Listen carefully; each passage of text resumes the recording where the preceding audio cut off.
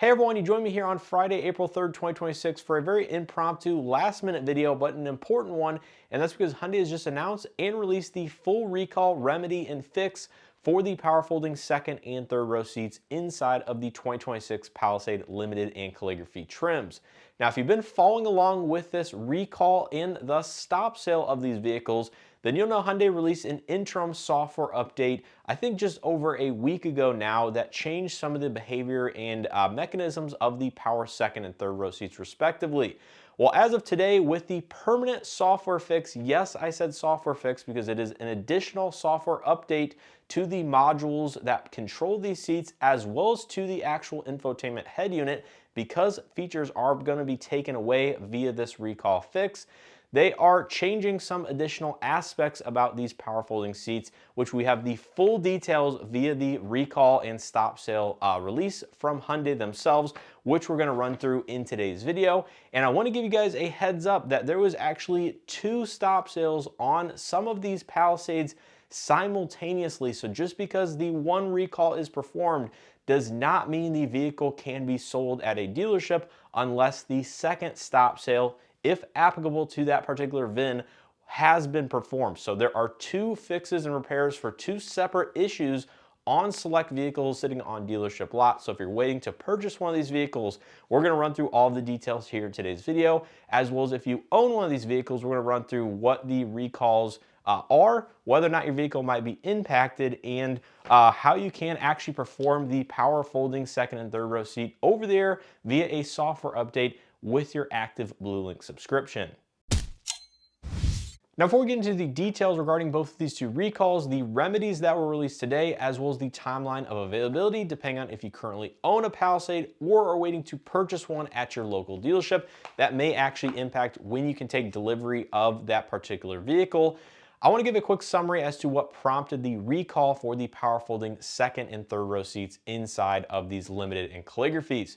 So on March 7th, 2026, a 2-year-old child was tragically crushed by the power folding third row inside of a 2026 Palisade Calligraphy specifically. Now, in case you haven't had time to do all the research or read through the official recall documents, then you may be unaware that Hyundai was actually already working on a permanent solution regarding the functionality of these seats inside of these vehicles. There was a number of incidents that some of the media has picked up regarding owners giving Hyundai a heads up prior to that March 7th incident, and Hyundai was working through the necessary, steps to release a permanent implementation and fix. They were just unfortunately not able to get that software update out or released in time, and ultimately that what prompted the official recall and stop sale. But of course, we have a secondary stop sale and recall, which a lot of people don't seem to be aware of on select 2026 limited and calligraphy regarding the power third row seats, but not for the same exact reason. So first up, starting with the power folding, the official fix is going to be another software update. If you have been watching my channel or familiar with some of the forums online, there was an interim fix that was released just over a week ago that could be performed at a dealership or over the air, which I think a lot of people out there did perform it if you guys have an active Bluelink subscription. This changed a little bit of the functionality and I guess logistics as to when certain features could be activated using the cargo area switches and the object detection with the seats themselves. Well, as of this recall fix, we now have all of the exact details as to what the permanent fix for this recall will be. Again, there's about 61,000 vehicles impacted, both limited and calligraphy, both gas and hybrid for this particular one. I'll go ahead and have the information up on the screen. But the permanent fix is going to be all the modules for the power seats will be updated again, or for the first time if you have not performed that last interim fix, as well as the infotainment system will need to be updated to change, specifically remove certain power folding features from the screen itself versus using some of the physical buttons and controls in the second and third rows, which is a little bit unfortunate, but it kind of does make sense as to why they went that route. So what this new fix does is the tailgate must be open to use the stow or folding function of the cargo area controls. That was part of the interim software fix that happened just over a week ago. The folding and stowing controls in the infotainment screen have been disabled, meaning they will no longer operate the folding aspect of these seats. And I'll be interested to see how they actually implement the software update and I guess the UI of the actual screen itself. The seat and cargo area fold switches now require a press and hold operation. They are no longer one touch. This is a big deal because there are other manufacturers out there that have one touch functions, and there's other manufacturers out there that require you to hold the switch down to operate the power folding seats. So Hyundai is going the route of safety, and you now have to hold down the switches to fold the seats.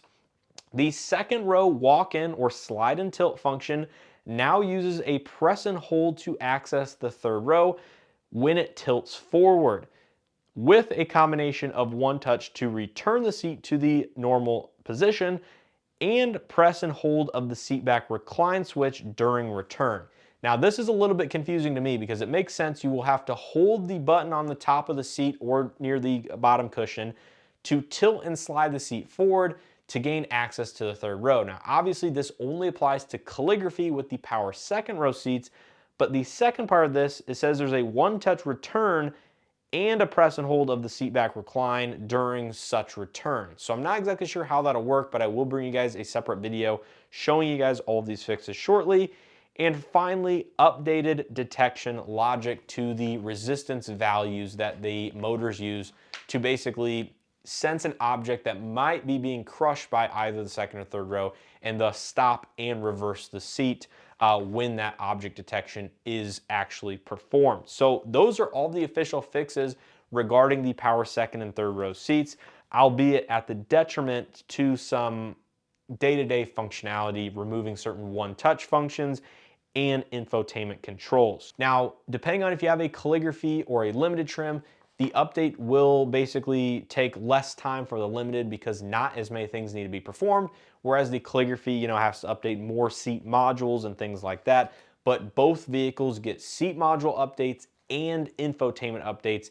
And according to Hyundai, this is available over the air via a software update. It could be a couple different software updates, one for the seat modules, one for the actual infotainment head unit, but we'll see likely very shortly because this software update is going to start rolling out over the air as of April 6th, 2026, but is currently available at dealerships as of April 3rd, 2026. Now moving on to the second recall and stop sale that is on certain limited and calligraphies. This is in regards to the third row left-hand seat belt buckle wiring harness. So essentially what this issue was that when you slid the seat forward and back, there was a possibility that the wiring harness for that particular buckle was too short and thus would get pinched in certain scenarios.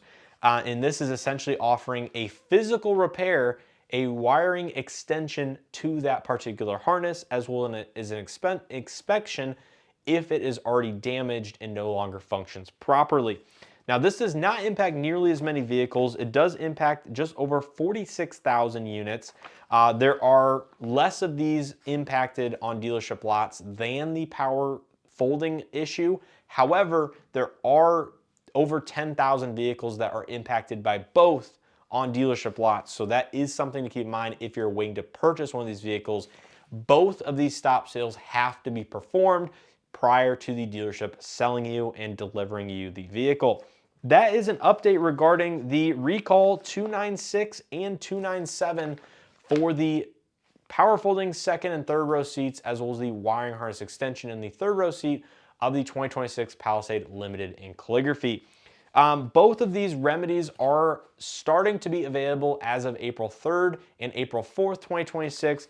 However, I would urge caution or patience for dealerships in regards to getting both of these stop sales performed on certain inventory. If you're really looking to purchase one, I'm sure they'll put you out ahead of the line, but obviously they want to take care of concerned customers, people in rental vehicles or service loaners, and get their vehicle back to them if they dropped it off at the dealership. So please be patient if you're waiting for one or both of these two stop sales and recalls to be performed on your particular vehicle.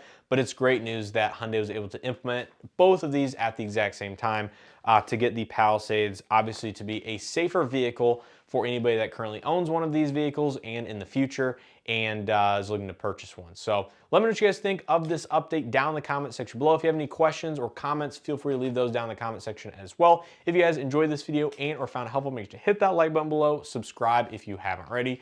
Make sure to stay tuned for a detailed seat operation before and after the recall, which I will be posting here on the channel likely sometime in the next week or so, and hopefully we can see some noticeable differences with the operation inside these vehicles. But anyways, I appreciate the team support. Hope to see you guys in the next one.